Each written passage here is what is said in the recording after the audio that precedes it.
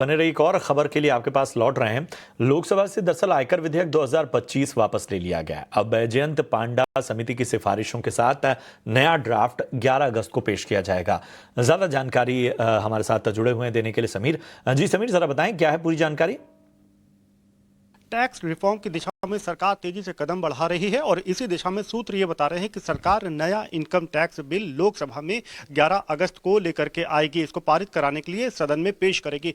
नया income tax bill 2025 income tax bill 1961 को replace करेगा, पुराने बिल को रिप्लेस करेगा और जो पुराना बिल है उसको सरकार ने वापस ले लिया है। तो जो नया इनकम टैक्स बिल है ये अपने आप में कई तरीके के सरलीकरण के साथ में सरकार इसको पेश करने जा रही है। आपको बता दें कि इसके पहले फरवरी 2025 में सरकार ने इसको सदन में पेश किया था, लेकिन तब इसको रेफर कर दिया गया था सेलेक्ट कमेटी की तरफ। और सेलेक्ट कमेटी जिसकी अध्यक्षता बैजयंत पांडा ने किया, उन्होंने तमाम सुझाव दिए थे।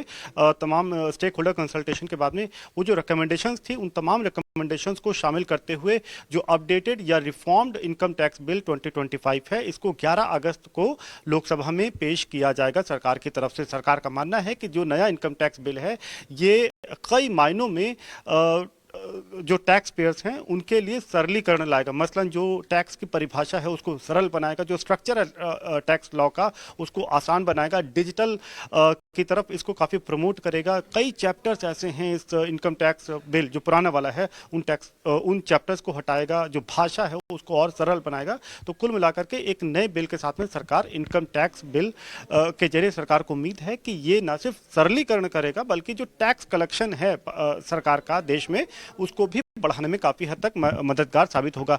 इसके साथ ही साथ नए बिल के जरिए सरकार को उम्मीद है कि ये ट्रांसपेरेंसी लाएगा और जो मौजूदा टैक्स पेयर का बेस है भारत में उसको भी बढ़ाने में काफी हद तक मदद मिल पाएगी। तो कुल मिलाकर के नया टैक्स पेयर बिल 11 अगस्त को सरकार लोकसभा में पेश करेगी।